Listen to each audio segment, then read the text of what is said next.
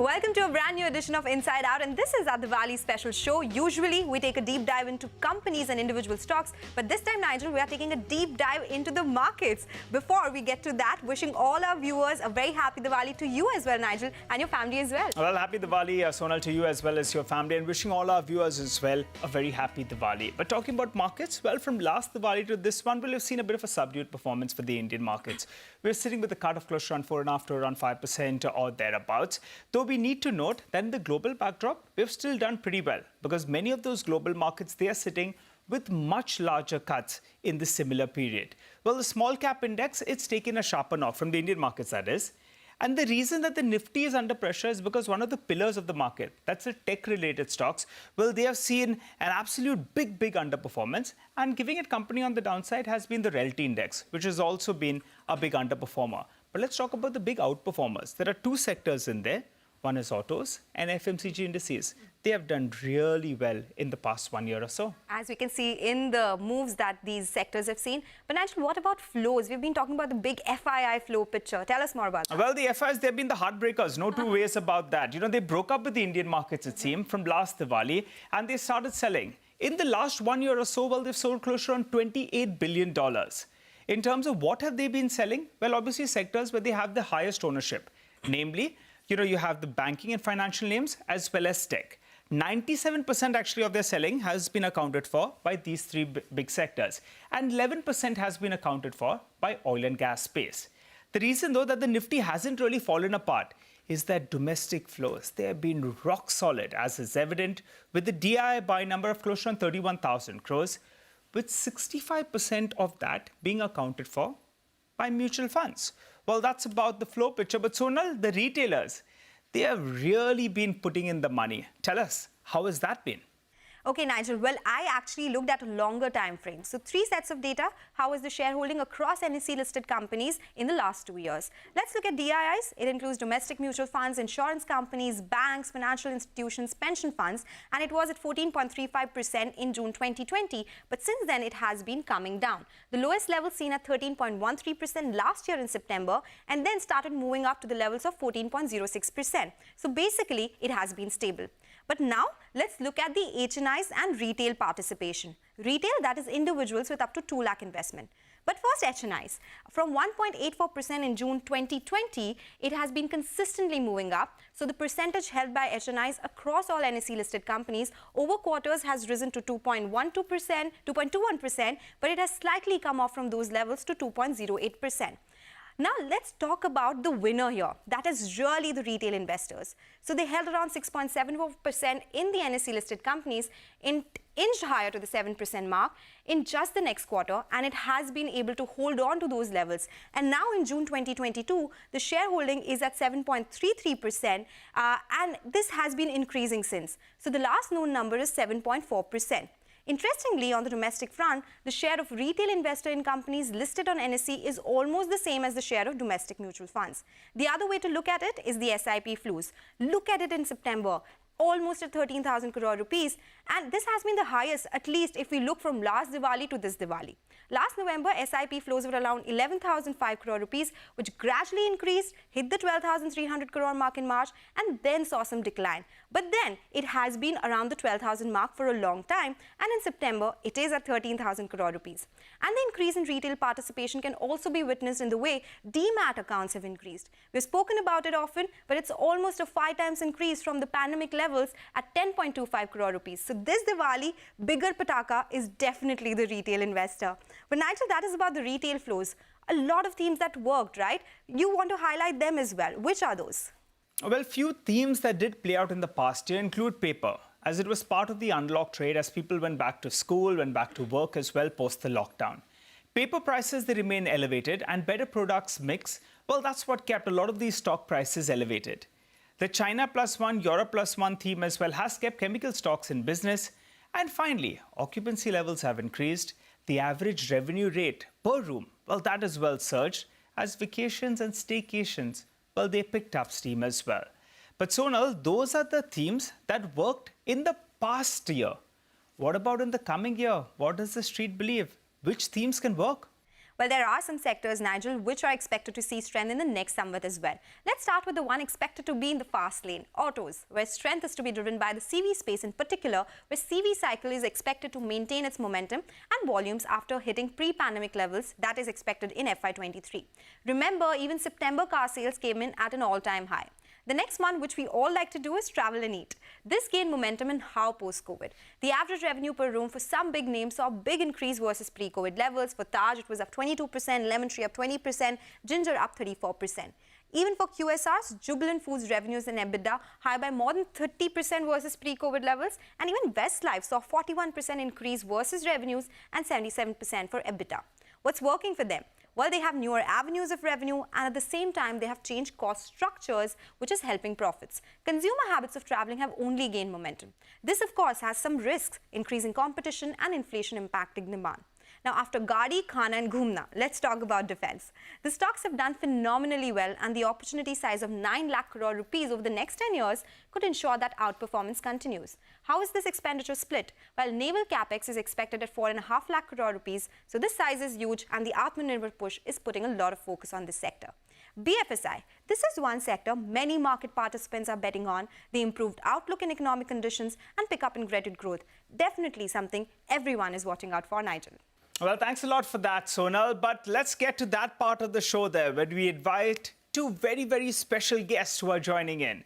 Mr. Basant Maheshwari, author and portfolio manager, BM Wealth Advisors, and Viraj Mehta, MD PMS Equirus, who join us on the show. Hi, Basant. Thanks so much for joining in, in the studio, as well as Viraj. Thanks so much for joining in. Well, we've got to listen to your big themes that you want to give us for the next year or so. Basant, you go first. I believe mid-cap cement is something that you like, particularly the ones that are trading at a sharp discount to replacement cost. $50 per ton. There are few companies in there. What do you have for us? I mean, if you put up a fresh plant, no one knows cement better than you in the journalism industry, Nigel. So if you put up a fresh plant, it takes $100, $120. You want to buy a cement plant, you have to pay $164, $164 being the specific number. But these companies are trading at 50. So just take 2 seconds and put a mathematical flavor to the entire thing. If you are making an ROE of 15-20% on $164, because that's what somebody's written a check for, it comes to about $30, right? If you got a smaller cement plant, you don't sell cement at half the price. You sell cement at a certain discount. So if you're making $30 for a large cement plant, and the smaller ones are available at 40 and 50, this math doesn't add up. So this has to go up sooner or later. I've got very few companies in there that trade at around $50 per ton. There's Orient Cement in there. There's a Sagar Cement in there. Yeah. Give us a rough number. Are we zeroing in on the correct ones? No, I don't know, but anything below 50 is good enough. Okay. Any company trading at below $50 EV per ton is good enough. Yeah. So some of these names would definitely fall in the list, right, Basant? Okay, so let me go across to Viraj as well. Since we are talking cement, the next theme we can talk about, of course, is real estate. These two are connected. Viraj, some of your top picks are also in the real estate space, proxy to real estate. Tell us more about that, because we've been talking about real estate being in that up cycle. Do you expect it to continue since the interest rates have been rising, and at some point in time, home demand won't be as much? What are your thoughts here? So thanks a lot, first of all, and happy Samvat to you and all your viewers. So how we think about real estate is a very, very localized market. And some of the pockets where we are looking is places like Pune and Bangalore, where salaries of some of the affordable or middle class families have gone up significantly. And till we see retrenchment in that segment, the change in salaries have permanently happened. Now, growth from here might be difficult to grow in salaries, but that permanent change in salary, which has happened once, will lead and continue to lead real estate growth in those cities. And which is why I think we need to be far more pocket specific. We need to be far more theme specific in terms of which companies or which real estate companies are we looking at. Okay, and that would be for you? So for us, we own a small company known as Kolte Patil, who is one of the largest developers in Pune and who is a small developer in Bombay.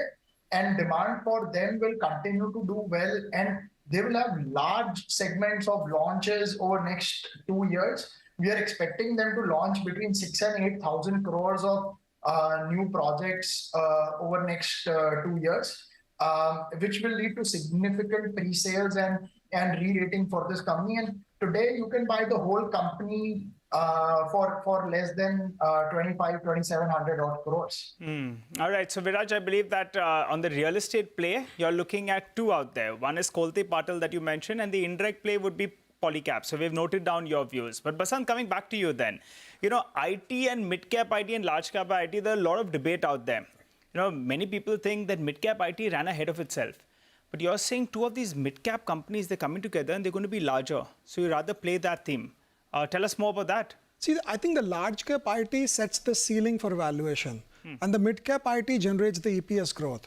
So you could always say that a mid cap can never trade at a higher valuation to a large cap. But when the large cap is growing at 8%, buying back equity, and the mid cap is growing at 20%, you'd rather go and look at the mid cap. So here I can tell you in our small case, we own Mindtree, so which is a mid cap, trying to almost a large cap now once they get merged. I think, look at the results. The results are good enough. But then you'll say there's recession in US and there would be recession for 2 more quarters and 3 more quarters.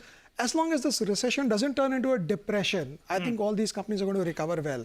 And that's the proper way of looking at it. There's nothing in the result, there's nothing in the commentary. So one management can be lying, two could be lying, but all IT companies, no one said that the roof is falling on their head. So I think you should go with what they're saying. Okay. So that is about your mid-cap IT pick. Viraj, let me come to you. And this is my favorite topic as well, snacking, which is one of your top picks as well. We are in the Diwali season, so let's talk about snacking, because that is something where the market is bullish. So what is your pick in that case, and why? What's making you so optimistic here? So if you look at the snacking industry, it can essentially be divided into two segments. One is in-home consumption, which is namkeen. One is out-of-home consumption. Out-of-home, and these two segments had great divergence in last 2 years because in-home took a tailwind and out-of-home took a headwind because people were not traveling. Now that has changed. We believe out-of-home consumption should significantly recover. And they were hit by raw material pressures due to palm oil going to 150. So all those headwinds today are turning into tailwinds, both in terms of growth and gross margins. And which is why we believe that companies who have really tightened their belt in this industry, like a Pratap Snacks, which have gone from tier 3 distribution model to mostly tier 2 distribution model, which have eliminated one chain, who have increased their PTR, from closer to 4.25 to 4.35. All of this will play out, and we believe if the raw material remains where they are, they should essentially report their highest gross margins and EBITDA margins over the next 4 quarters, which will mean that they are bound to generate highest ever profits. And even today, after 3 years of listing or 5 years of listing, the stock is at a 40% discount to its listing price. So there is a lot of room for upside that we think exists in this company and business. All right, Viraj, let me come back to you. Sonal said that she's very fond of snacking. I'm sure she's very fond of jewelry as well. Now we'll have to find out whether or not she gets some. But I believe you have a theme from there as well. But it's not the the Titans, the Kalyan jewelers that we normally talk about. Tell us more about the company. So we own, and the disclosure here is that we own all the companies we discussed, and we own a large company known as Thangamel Jewelry. They are one of the largest retailers of gold jewelry in South India. They own 52 stores there, but they are not in Chennai. They are in tier 2 and tier 3 towns. So they are one of the largest in Madurai, Coimbatore, Dindigul, and people from Tamil Nadu know their brand. The company is growing from essentially 1,500 crore revenue 2 years back. They should end this year between 2,800 crores to 3,000 crores. And more importantly, they are improving their product mix with better diamond-studded jewelry and silver jewelry. They're one of the highest inventory turnover. They've hired one of the best consultants, Goldrat, which were consultants even for Titan. And with the market share that these guys are gaining from the unorganized industry due to mandatory hallmarking, we believe there is a long runway of growth for this segment. And considering some of the peers who trade between 2 times sales to 8 times sales, depending on which listed peer are you looking at, this guy is available even today at less than 0.7 times sales. So there is both runway of growth in top line and earnings and in PE rating. Okay. Welcome back to Inside Out. It's our Diwali special. And before the break, we were telling you how Viraj likes some stocks in the jewelry space. Let me come across to you, Basant, now. Are you buying any jewelry, by the way, this festive season? No jewelry for now. So if not jewelry, I know that you like the EV space. Are you buying any electric vehicles or stocks related to that? Any auto components or OEMs there? No, we own EV stocks, both the internationally and as well as in India. So I'll give you the bad picture first. China's GDP grew at 3.5%, and China is 20% almost of the global auto market. So you would look at last numbers, last month's numbers, last quarter's numbers, and you will say, कुछ हो नहीं रहा है यहाँ पे. But you have to take a bigger call. You have to see the shift happening. So there are companies where the sector grows, and there are companies where the sector shifts. So EV is a place where you shift from the ICE to the electric vehicle space. So that's a proper way of looking at it. There are plenty of newcomers in the Indian space like M&M and who've just started off the block. So I wouldn't like to bet on them. I would like to bet on an international player, which is an Indian company, because they have their model tested globally also. And see, when I pay 40, 50 lakhs for a car or 20, 30 lakhs for a car, I want a name also to go with it. So I think that's the proper way of looking at it. You want to give us what you'll hold, in investor portfolio or in one of your funds? No, it's known. I mean, the international player from India, it's known who owns a company in Europe. And I mean, you look at the China figures every month as if that's the only make or break for the company. But over a period of 2, 3, 4 years, these monthly numbers mean nothing. I'll just like to add one thing. There are 200 reasons to sell a stock. And there's just one reason to get wealthy. That is to own a stock. So every day, every year, we are clouded with one big macroeconomic news and one big military news. 4 years back, we had Kim Jong-un of North Korea. Then we had China, Taiwan. Now we say Russia is going to bomb Ukraine. These things will happen, but you have to own the stock and live with the misery and the trauma and the pain. That's the only way of getting it. All right, it's Diwali, so let's get a sweetener in there. I believe you like a sugar stock, but you're rooming the cyclicality out because it's an ethanol play. Right, so you've answered it for me, because the moment you add ethanol to sugar, the cyclicality goes away, and cyclicality going away means the P gets re-rated. So this is Balrampur Chini then? No, it could be anything. Sugar and ethanol, I mean, there are so many companies to look at. But this could be one of the plays, right, which is fitting the description. You could fit anything. I'm not saying any, I'm not calling out any stock, but what I'm saying is any sugar company that's added the ethanol business to itself de-risks itself from the commodity swings of ups and downs. And ethanol prices, as long as Russia keeps bombing Ukraine, it's good for everyone, because crude remains up and the government gets forced to blend more ethanol into the diesel. I mean, has a bad impact on your engine, but who cares after that? Okay, so that is about the ethanol play. Viraj, let's stick to the auto space yet again, because you have some auto ancillaries that you like. Tell us why and which ones are these? So just to give a little bit of a picture, auto cycle essentially had its peak, and especially the CV cycle, MHCV cycle had its peak in 2018, 17-18. Now post that, our volumes in that industry are still below. And obviously there will be disruption in some segments in auto where a lot of two-wheelers will get converted into EVs. And the way to play this in our mind is where there is no disruption risk. So we continue to own a tire manufacturer. We think the kind of capex some of these tire manufacturers have done has significantly improved their capacity from 3 years back. Exports have been a large tailwind to some of these guys. So we like a company known as CEAT. And for CEAT, out of 10,000 crore of revenue, the company now has 2,000 crore of exports, and we think the margins have bottomed out. So we essentially like pure play companies where margins will only look up from here because the commodity prices have come down, and CEAT is a very big play in that. We think over the next 3 years, there is tailwind both in terms of top line growth and margin improvement for CEAT. Okay, all right, Viraj noted that. But Basant, the one big change from a couple of Diwalis ago till this Diwali would be the equity cult. And that's really growing here in India. Various ways to play it, but you have only one exchange that's listed and only one depository that's listed. What's your take? I mean, you like this theme. How do you play it? So first, my two observations on the exchange, which is BSE, we don't own, so I can openly tell you. I mean, people trade at BSE, but not too many people trade there. BSE is good for other reasons, dividend yields and other that. And CDSL is great if you are owning demat shares. But the real volume is in the options trade. And I'll give you just one example. You follow derivatives so closely. 3 years back, we used to say 17,000 strike has got 40 lakh puts that would be defended. These days, we say 17,000 strike has got 1 crore 20 lakh puts and that would be defended, which means the number of puts have tripled, which means people have tripled on the options trade. So who benefits when you play options? Brokerages. The online brokerages. So you could buy any one of them, the online brokerages. That's a proper way of looking at it. And they have removed the cyclicality. So from 2007 to 2022, the markets have gone up and down. But the trading volume have grown at 24% CAGR over the last 15 years. And then I can give you the same blah, blah, blah of the demographic dividend, 25% ke niche, itna percent of India, and you'll fall off to sleep, say, I don't know to hear that again. Basant, what we want to know is which stock. Is it ICICI Securities? Is it Angel One? So which one is growing faster? I think the readers can do their own homework. The ones which are growing fast. I think some of the ones that I've named as well. Maybe, yeah.